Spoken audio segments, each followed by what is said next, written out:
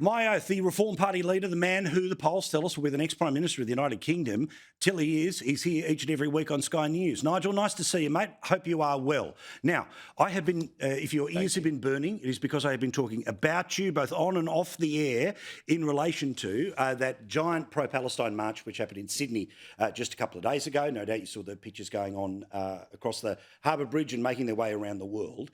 But I couldn't help compare. Now, their situation, of course, was the police said no, the Premier said no, they got a court victory, they went and did it anyway.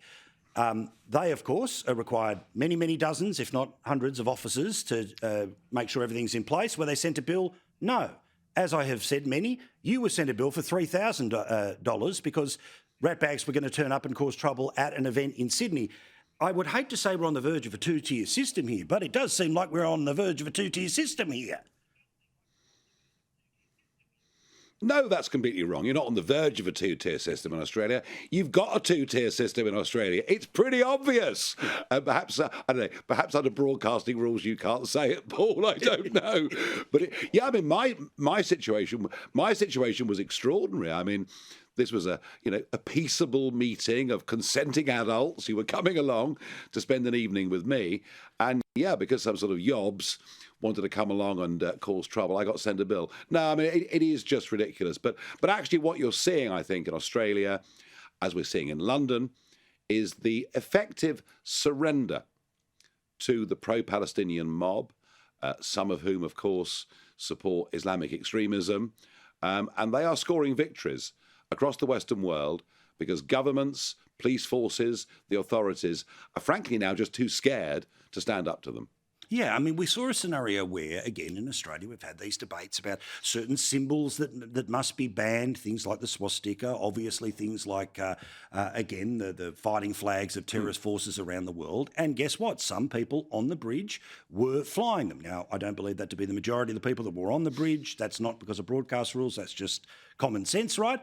But the police may well have been able to walk up to the clearly identifiable human being clearly holding the sign of a symbol that is banned for use in any part of New South Wales. But the reason they didn't was because of the reaction it would have provoked. That's my issue here too. And we see this, of course, in the UK, and certainly whether it's just the poison of the algorithm I get sent, but how many people holding the Union Jack are being pushed aside by police while a whole bunch of people who couldn't care less about the Union Jack are the ones filling the streets? Well, quite. And I mean, imagine turning up with an Israel flag. Oh my goodness gracious me. I mean, you'd be, you can't do that, can you? But if you want to chant from the river to the sea, which means basically the eradication of the state of Israel and the people within it, then that's absolutely fine. And this is two-tier, and it runs all the way through. It runs through policing, and I can speak for my country, it runs through justice as well, where people who put intemperate tweets after the riots last year, Lucy Connolly finished up with 31 months in prison. I mean, somebody of previously impeccable record puts out one intemperate tweet. Yeah. But I tell you what, the great public, the majority of the public are waking up to this nonsense, and they're beginning to turn, I think, on our politicians, on our police forces to say you must do better. Now, those that have their eagle eyes, they can notice that the logo behind you is the GB News logo. It is the free speech channel in the United Kingdom, and what a record they've just rolled up in July, which is they are now the #1 news channel in the UK. This is incredible. We're talking about UK version of Sky. We're talking about the BBC.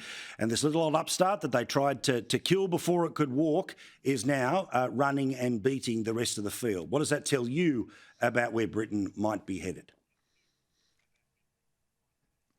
Well, it tells me two things. One, how complacent mainstream media has been, how comfortable everybody is in their London zone and, and they have their avocado on toast for breakfast and things like that, whereas in the real country they have bacon sandwiches. It sort of says an awful lot about it, but it also shows there's an audience out there that want real debate. And I'll say this about GB News, it is no propaganda channel. We allow every voice imaginable onto this channel to have their say. And, it can be strong debate, but it's civilized debate within the rules of democracy. And I think, within a space of 4 years, with not that big of resources, it's a pretty massive achievement. And I have to say, I'm very proud to have been a part of it, right from the very get-go. Yeah, my oath. Congratulations to yourself, the whole team that have been in and out of the joint, and of course their boss Angelo, who's a dear friend of mine and used to be the boss here at Sky News. All right, now let's talk about the London Mayor Sadiq Khan. Now, this is a bloke who, you've made the offer, let's have a little debate. You've got a worldview, I've got a worldview, both of us have got the command of the English language, let's have a debate. But guess who doesn't want to have the debate? And I guess it ain't you. No, I mean, knife crime in London is up 58% since 2021. That is a shocking, frightening figure. People now won't walk down main streets. I'm talking about Regent Street, Oxford Street. They're scared to get their phones out because the moped gangs come along and snatch phones. 1 in 3 Londoners has now been a victim of phone theft.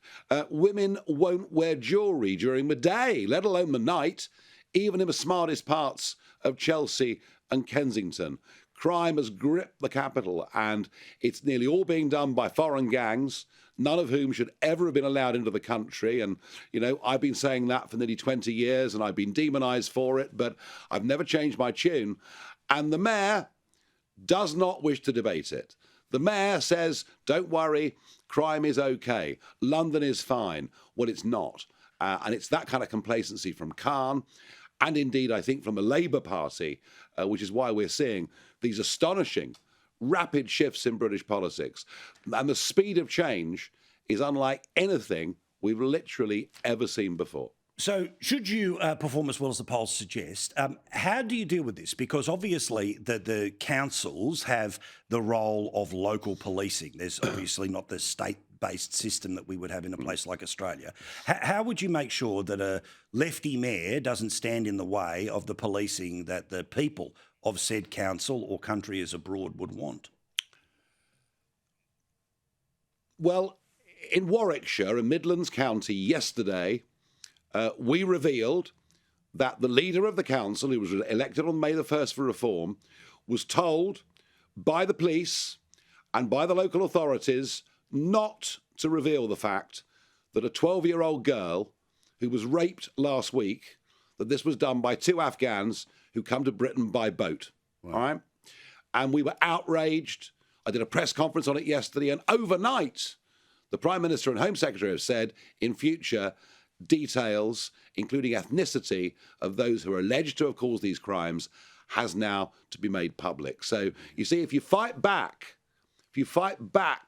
against the authorities, you can get them to change. And that's what we need to do in London, all over London, frankly. I mean, people are leaving us because of taxes, but they're also leaving us because of crime. Maya, thank you so much, Nigel. Do appreciate it. We'll see you again next week here on Sky News.